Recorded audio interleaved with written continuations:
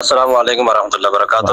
مفتیان کرام سے میرا سوال عرض ہے، اگر کسی مسجد میں کوئی بندہ اذان ہونے کے بعد، یعنی اس مسجد میں تو اذان نہیں ہوئی ہے مگر باقی مسجد میں اذان ہو گئی ہے، اذان ہونے کے بعد اس نے 5-10 منٹ کے اندر اندر اپنی نماز پڑھ لی ہے، تو کیا وہاں پر بعد میں اذان پڑھی جا سکتی ہے؟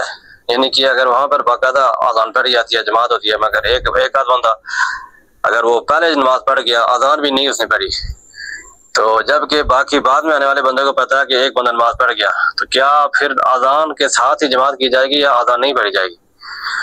چونکہ بعض جگہوں پر یہ تاثر پایا جاتا ہے کہ جی نماز تو بندے نے پڑھ لی ہے مگر اس لیے ابھی اذان پڑھنے کی ضرورت ہی نہیں ہے، تو اس حوالے سے رہنمائی فرما لیں کہ کیا اگر بندہ اذان کے ساتھ ہی ابھی اذان کا وقت ہوئے، یعنی فجر کی اذان کا وقت ہوئے 5 منٹ ہی ہوئے، تو 5 منٹ کے بعد باقی جگہوں پر تو ابھی بھی اذانیں ہو رہی ہیں، مگر اس جگہ پر اس بندے نے نماز پڑھ لی اور دیگر لوگوں کا یہ خیال ہوتا ہے کہ ایک بندہ نماز پڑھ گیا لہذا یہاں پر اذان پڑھنے کی ضرورت نہیں ہے، اذان کے بغیر ہی آپ جماعت کرتے ہیں، تو اس کے بارے میں رہنمائی فرمانا ہے۔ جزاک اللہ خیرہ۔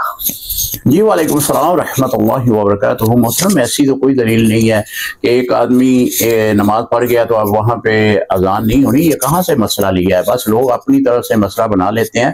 اگر 10 لوگ بھی نماز پڑھ لیتے ہیں، اذان اس مسجد میں نہیں ہوئی تو آپ اذان دیں اور پھر باجماعت نماز ادا کریں۔